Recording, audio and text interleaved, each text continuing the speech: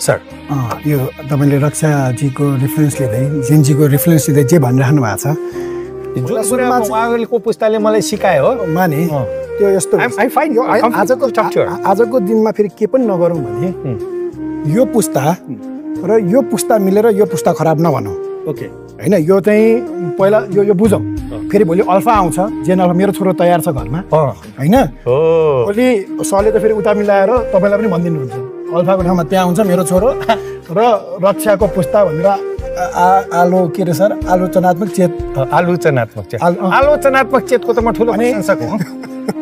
मैले आलोचनात्मक चेत र आलोचना त्यही भएर विजय सरलाई रक्षालाई सबैजनालाई मेरो अनुरोध चाहिँ के हो भने यो पुस्तालाई पनि खत्तम नभनौँ। यो ब्रिजको पनि त भूमिका छ नि, नदीको मात्र होइन नि हैन। यो पुस्ता ब्रिज आजको दिनमा तपाईँले स्वीकार्ने भने यो पुस्ता र यो पुस्ताको ब्रिज त हो भन्दा नलेज ट्रान्सफरदेखि लिएर सहकार्यदेखि लिएर त्यसको ब्रिजको रूपमा भयो भने एक्सेप्ट गरौँ भनेर मैले सुरु गर्न खोजेँ। म त्यो पुस्ताको कुरामा चाहिँ मैले अहिले च्याटजिपिटी गर्दै थिएँ सर। आज म डिपसिक ग्रक र च्याटजिपिटी अलिक बढी चलाउँछु। च्याटजिपिटी भन्दा अगाडि म तपाईँलाई एकचोटि ताली बजाउन चाहन्छु किनभने तपाईँले होइन रियली यो एउटा राम्रो कुरा के गर्नुभयो भने नि तपाईँले अहिले जसरी मान्छेमा हामी देउता नखोजौँ अथवा मान्छेमा हामी राक्षस मात्रै बाइनोकुलर लाएर नहेरौँ त्यसै गरी यो पुस्ता महान थियो र यो पुस्ता खत्तम हो भनेर नभन्न छोडौँ होइन हो नि राइट सर हात मिलाउनुहोस् त्यसो भए तपाईँसँग मेरो कुरा थ्याङ्क यू। किनभने यो पहिला जे थियो सबै खराब थियो होइन हजुर अहिले देउता देवीहरूको अवतरण भएको छ पनि नभनौँ अनि हामीले पनि यो तपाईँलाई यो आलोचनात्मक र आलोचनात्मक नभनौँ होइन ठिकै छ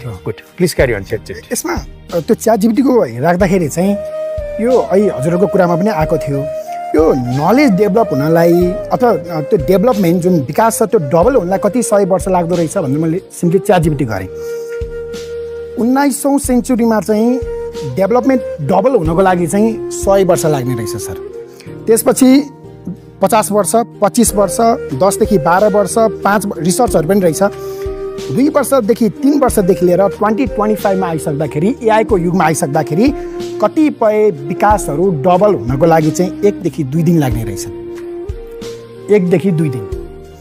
अब यो यही टेबलमा मलाई लाग्छ 5 पुस्ता छ या 4 पुस्ता त पक्कै छ भन्दा गाडीलाई एनालोजी बनाएर हेर्ने हो भने एउटा यस्तो गाडी जहाँ 4वटा पाङ र 4वटा पुस्ताको छ देशलाई यदि हामीले भेहिकल मान्ने हो भने यो 4वटा पुस्ता बीच आजको दिनमा समस्या के हो त? म पूर्व प्रधानमन्त्रीदेखि लिएर अलि एजेड नेताहरूसँग बस्छु, यङ नेताहरूसँग बस्छु, मेरो पुस्ताको नेताहरूसँग बस्छु, अहिलेको करेन्ट जेनजीका नेताहरूसँग बस्छु। गर्दाखेरि चाहिँ हाम्रो जुन बुझाइ छ हाम्रो जुन डेभलपमेन्टको होइन